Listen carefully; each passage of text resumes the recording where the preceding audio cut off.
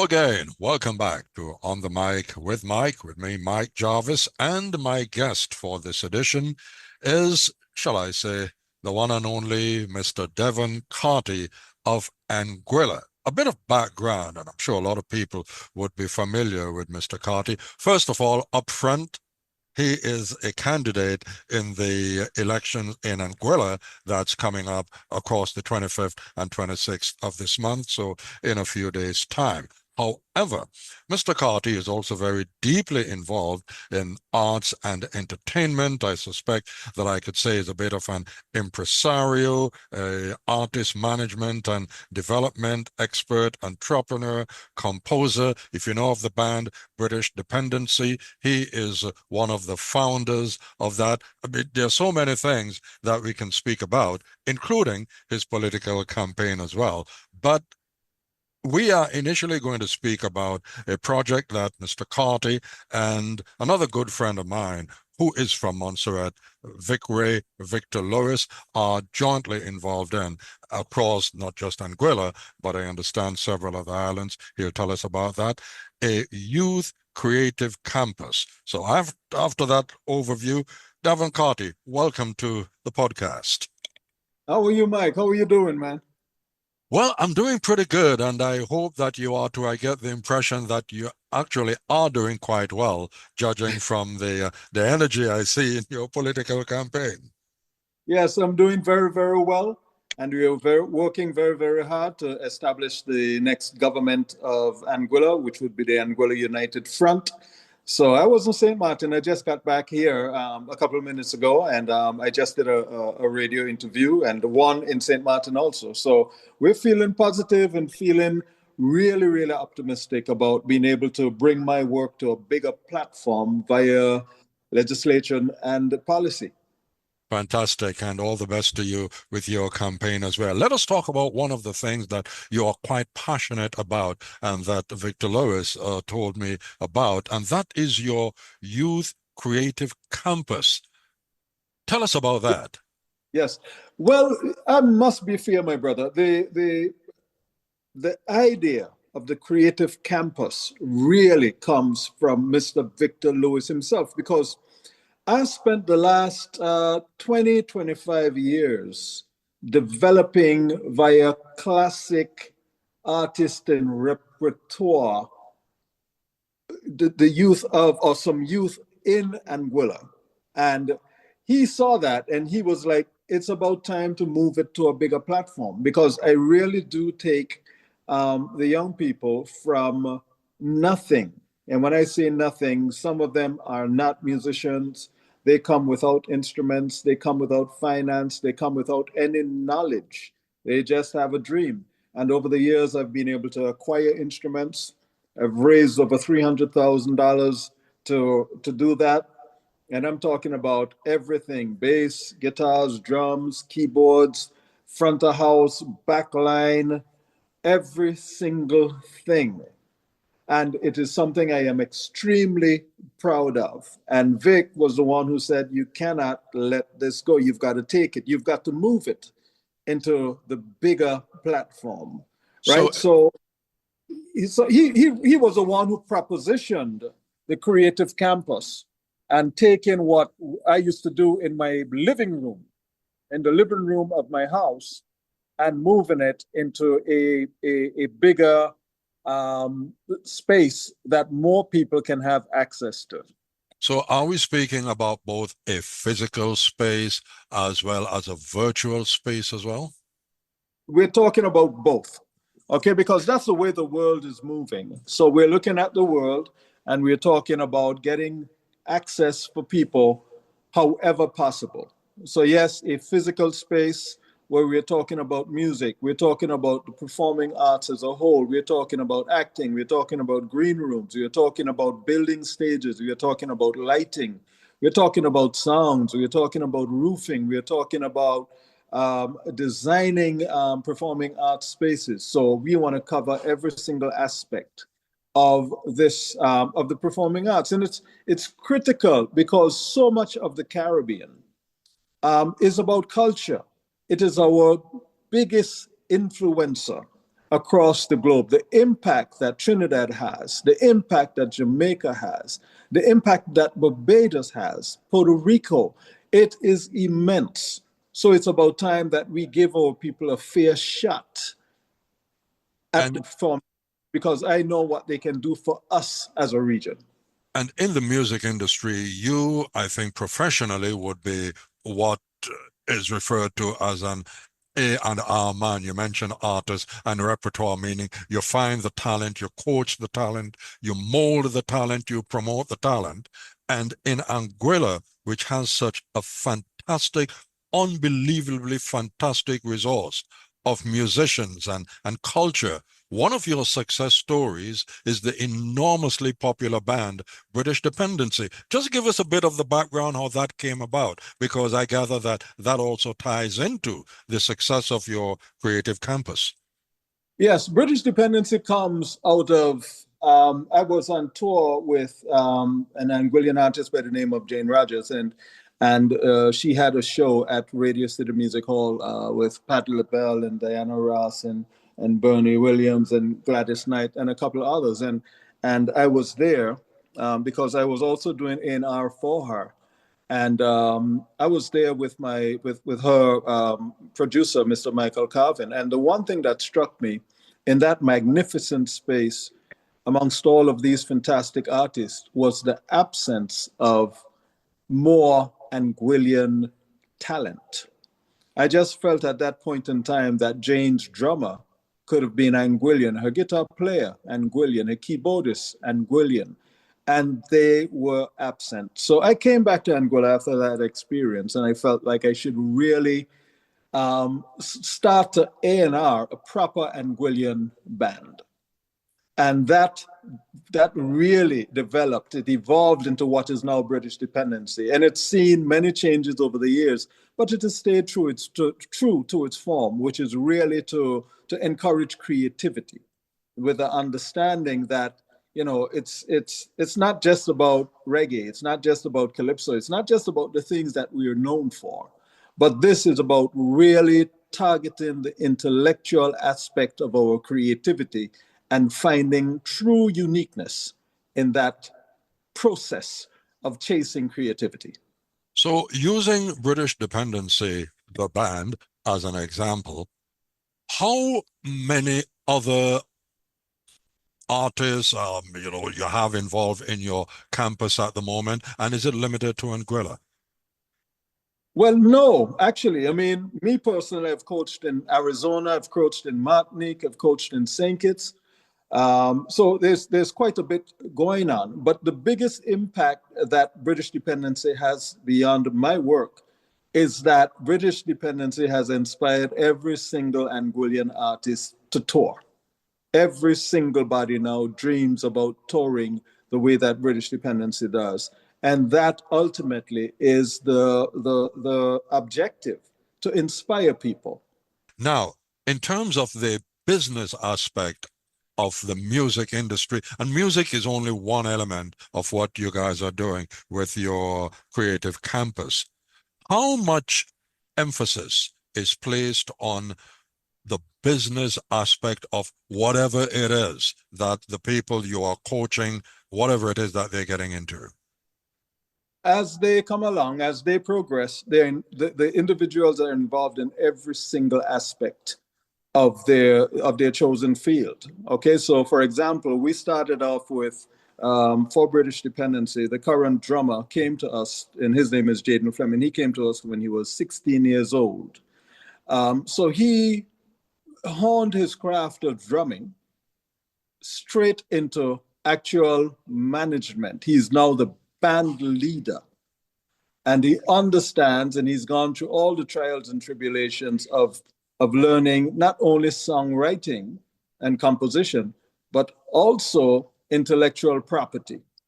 So he's involved in every single area of the band, including marketing. So everybody has to understand the whole the road that we walk to get from A to Z. And in terms of what you are exposing the young people to, not only in Anguilla, but elsewhere. How critical is it that this platform, the Creative Campus, is seen and used as an outlet for the talent, the energy of these young people across a variety of spectrums, and not only music? Critical, because over the past couple of decades, the region has really been suffering from a plague of gun violence and youth violence. And personally, I'm also a former social worker, but I understand the power of inspiration. And that is something that needs to happen across the Caribbean. So when we look at it and we say, well, okay, cool, how are we going to tackle these problems? We understand that youth are inspired, but a lot of them are inspired negatively. So now our task is to inspire them positively. And these areas in the performing arts are areas that children in their cribs are being influenced by before anything else. There isn't a baby in a crib or a toddler that is staring at an accountant on a screen and saying, I want to be that. But they're dancing and they're miming and they're dreaming of being athletes and artists and dancers. So we plug into that natural energy to try and get our youth back into a positive space. And where have you had expressions of interest from other than Anguilla? Well, like I said, we've done coaching sessions in Martinique, Guadeloupe, as far as Arizona, St. Kitts, Nevis, interest in Montserrat and St. Martin. So it's pretty wide and getting wider. So how is this now likely to evolve? Where do you see this going?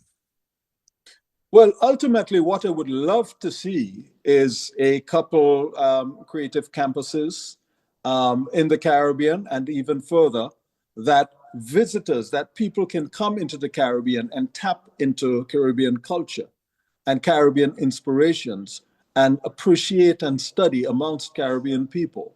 It really just brings the world together. So there's no place that we wouldn't want to be. You mentioned a while ago the importance of touring and getting the people that you're coaching, the musicians, especially that you're coaching, involved in and understanding the importance of touring and what that market offers. Because the music industry, seeing that at this moment we are focused on music, the music industry has changed. So how does that tap into what you're doing? And in the case of Anguilla, your new revenue stream of IT, particularly utilizing your .ai globally popular domain name? As a songwriter, I know the impact of visiting other cultures and other countries. It is very, very inspirational. It opens the mind, it connects people, networking, better understanding of other countries, cultures, peoples. It is really a fantastic individual shaper. So there's nothing like touring, my brother. Nothing, and we've been almost everywhere. And when I look at the members of British Dependency, when they come back home from tour, I can see the changes in their minds, in the way that they see things, in the way that they think, in the way that they execute. So when you're talking about what I call building people, touring is at the very, very top at the list. It energizes, it exposes. It is beautiful. So then how do we tap into, well, let me rephrase that. First of all, how has the internet and technology changed music as we know it or as we knew it back in the 70s and coming up for people in my generation? Because the industry has changed. How then does the aptitude of young people with technology assist and support them in promoting the music globally, because it's a changed market, as we know. It is, and there's a lot of freedom in all these platforms that are coming out. But at the end of the day, there's also a lot of separation. And when I say separation, people are not connected the way they used to be. It's a different sort of connection. And I am one who is always for physical connection.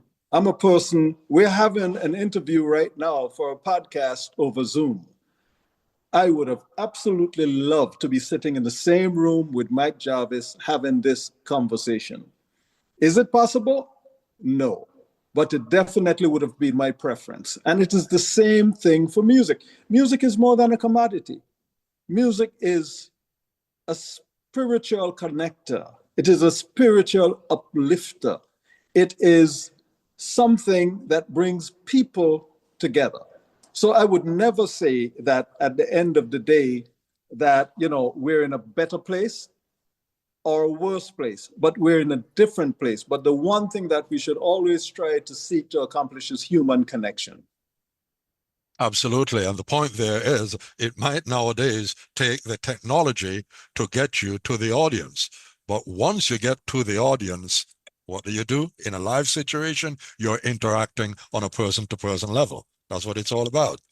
Yes, and I see people, because there are entities out there that you can study who've really taken it to the next level. I mean, I'm looking at people like Kendrick Lamar right now, who've taken and really revolutionized it and done what people would have been thinking was impossible, a couple of years ago. So there are examples out there that we can follow, very, very inspirational examples. But when it comes to somebody like Kendrick Lamar, we can see how he's taken a very, very profound angle on culture and communication. And so ultimately, his success has nothing really to do with the internet. It has nothing to do with whether it was on a record or not.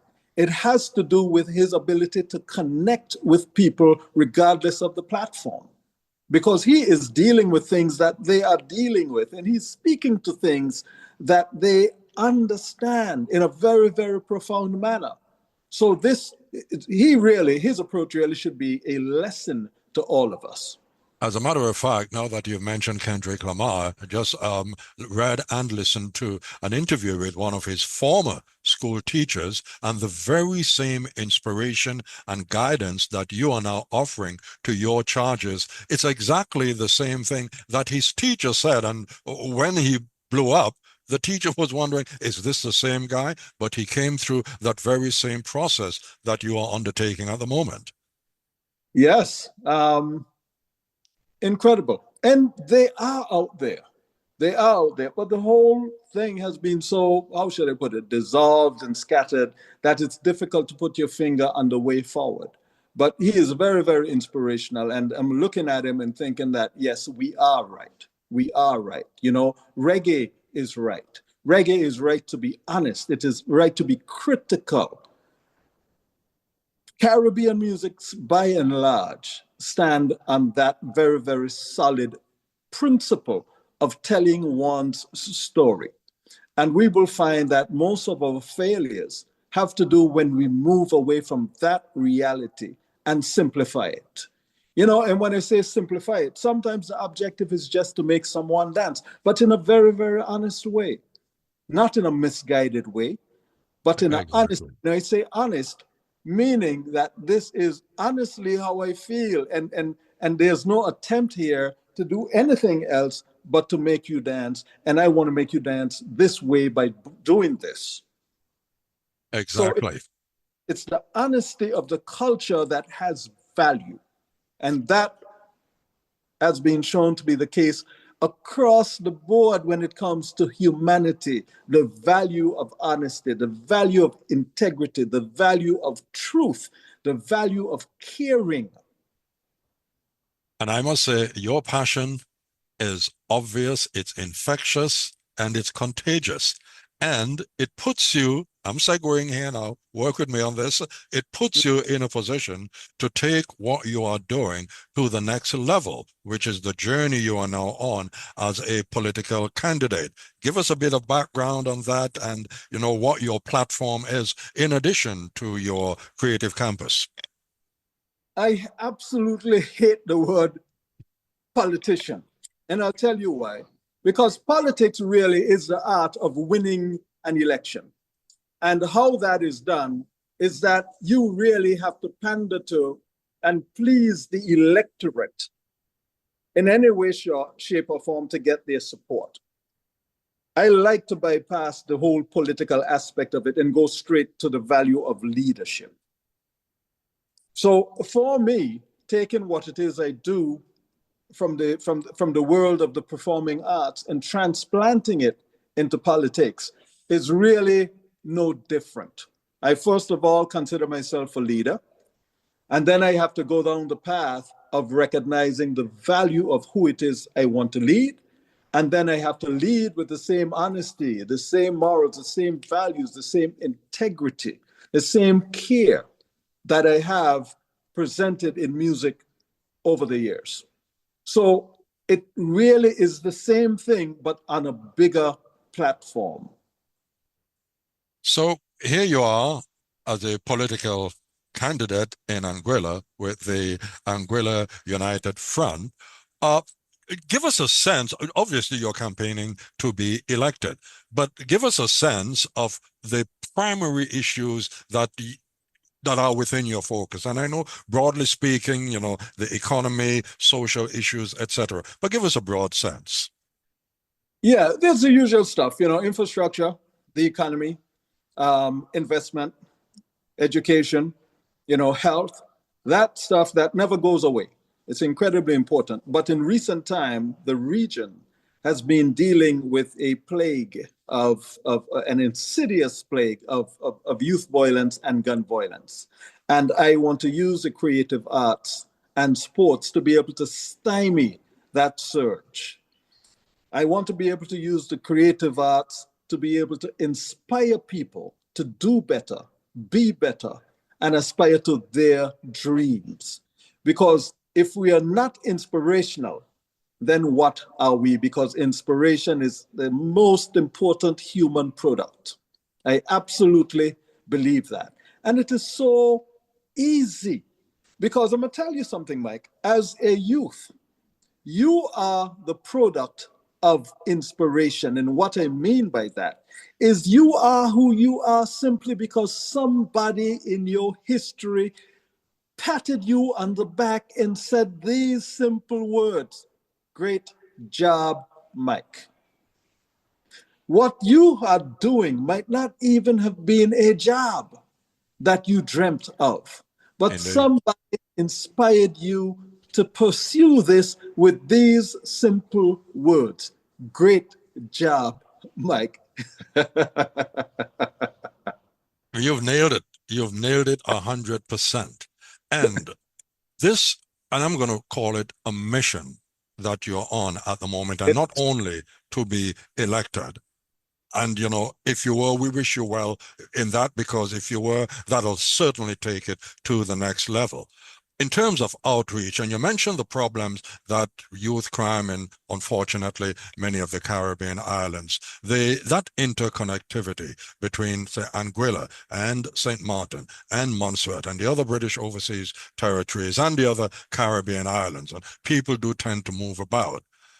Do you see yourself being positioned or positioning yourself to have that level of outreach beyond the shores and borders of Anguilla? Of course, because that is what we are. I mean, if you consider how powerful the Caribbean is in the music space, there are so many modern genres that are coming out of the Caribbean. I mean, we've influenced music globally. We've influenced dance. We've influenced arts. We've influenced looks. Something as simple as a daps. It is pure Caribbean culture. So I know that if we took the very essence of what the Caribbean is, of what our cultures are, of what the performing arts is, and we put it in a place to access, there are people who will come because they do that anyway. Almost every single major superstar in the last 3 decades pays pilgrimage to Jamaica or Trinidad on some level. And if it's not pilgrimage, they will adopt our rhythms. They will adapt our slangs. They will adapt our dances. They will adapt our views. That is how powerful we are in the Caribbean, and it has been that way for decades. We just need to recognize and harness. And this comes down to governments at this point in time. It comes down to governments. It is governments that make the difference on a global scale.